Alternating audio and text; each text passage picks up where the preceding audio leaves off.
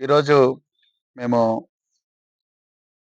ఆసిఫాబాద్ కుమ్రంభీం జిల్లా ఎస్పీ గారు శ్రీమతి నితికా పంత్ గారిని కలవడం జరిగింది.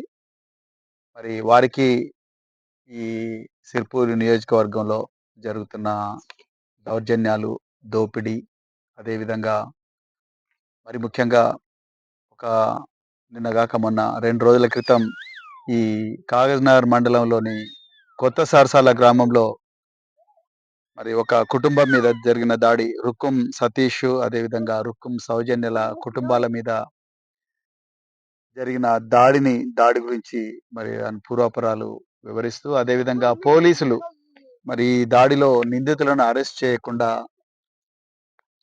మీనమేషాలు లెక్కిస్తున్న విషయం మీద కూడా ఎస్పీ గారికి పూర్తిగా బ్రీఫ్ చేయడం జరిగింది. మరి ఈరోజు చాలా పరిస్థితి ఘోరంగా ఉన్నది.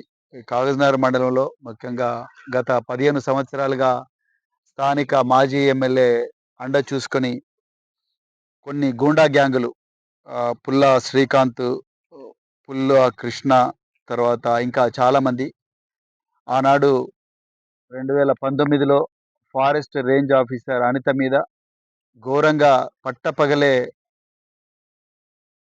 కట్టెలతోని ఘోరంగా దాడి చేసి ఆమెను గాయపరిచి మరి ట్రాక్టర్లను ధ్వంసం చేయడమే చేసిన గ్యాంగులు, గంజాయి స్మగ్లింగ్ చేస్తున్న గ్యాంగులు, రోజు గ్రామంలో దౌర్జన్యాలకు పాల్పడుతున్న గ్యాంగులు, మరి ప్రజలు తిరస్కరించిన స్థానిక ఎన్నికల్లో అయినా కూడా ప్రజల మీద దౌర్జన్యం చేస్తున్న ఈ గ్యాంగు లీడర్‌గా మరి పుల్లా శ్రీకాంత్ గారు, తర్వాత పుల్లా కృష్ణ, ఇంకా మిగతా వాళ్ళందరూ కలిసి ఈ గ్రామంలో శాంతి భద్రతలకు విఘాతం కలిగిస్తున్నారన్న విషయం నిజంగా చాలా బాధాకరం.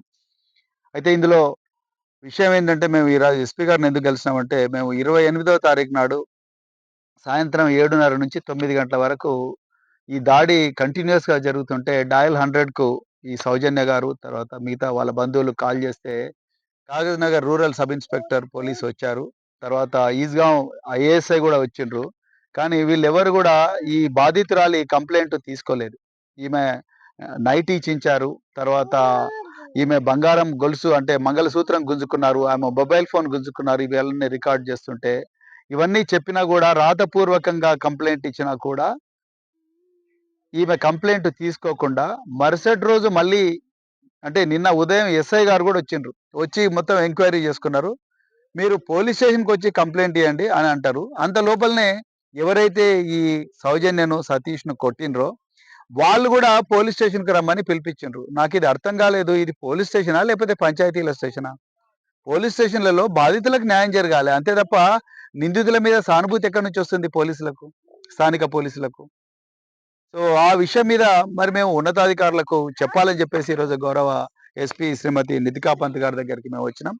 పోలీస్ స్టేషన్ అంటే బాధితులకు అండగా ఉండాలి. నిందితులకు అండగా గాదు గదా! నిందితులకు ఇక్కడ కొండంత అండగా ఉండి, వాళ్ళు మీరిద్దరు కలిసి కూర్చొని మాట్లాడుకోండి అనే స్థాయికి పోలీసోళ్ళు వచ్చిండ్రంటే ఇక ఎక్కడుంది న్యాయం? ఈ నిందితులు మామూలోళ్ళు గాదు.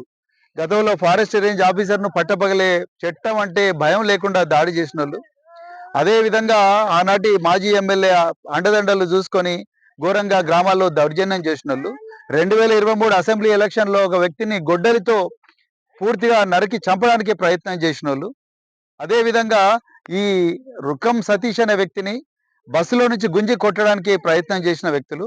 మళ్ళీ నిన్న ఆయన లేని సమయం చూసి ఎన్నికల్లో ఓడిపోయిన కసితోని వచ్చి మళ్ళీ వాళ్ళ భార్య మీద అత్యాచారానికి ప్రయత్నం చేసిన దుర్మార్గులు. వీళ్ళను పోలీసోళ్ళు సానుభూతి తెలపడం ఏందో నాకైతే ఇంతవరకు అర్థం కాలేదు.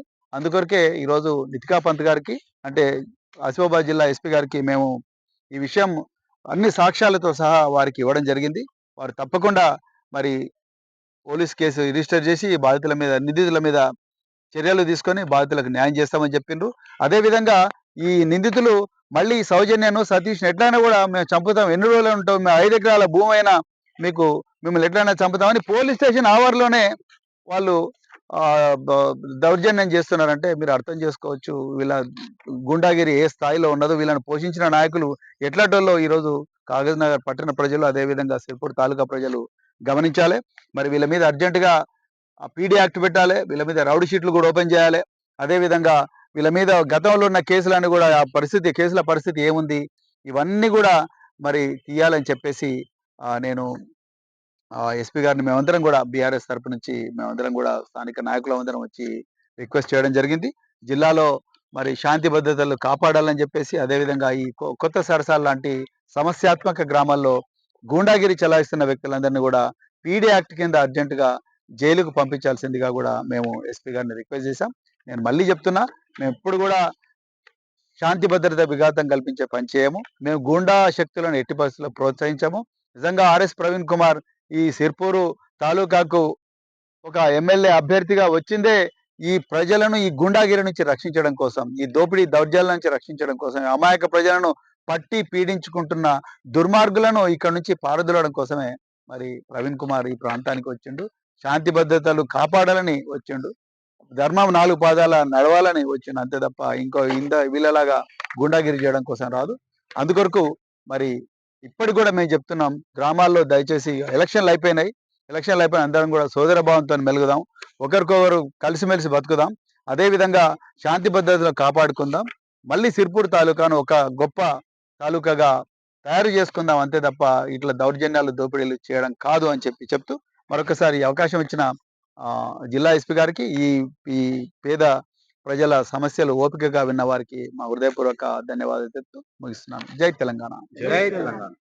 తెలుగులో ఫాస్టెస్ట్ న్యూస్ ఇప్పుడు కొత్త అవతారంలో 5 సెకండ్లోనే పూర్తి వార్తా సమాచారం మీ చేతిలో. సోషల్ మీడియా ట్రెండ్స్ మీ కళ్ళ ముందుకే live TV and voice search options తో ఇప్పుడే డౌన్లోడ్ చేయండి. యాప్ లింక్ డిస్క్రిప్షన్ లో ఉంది.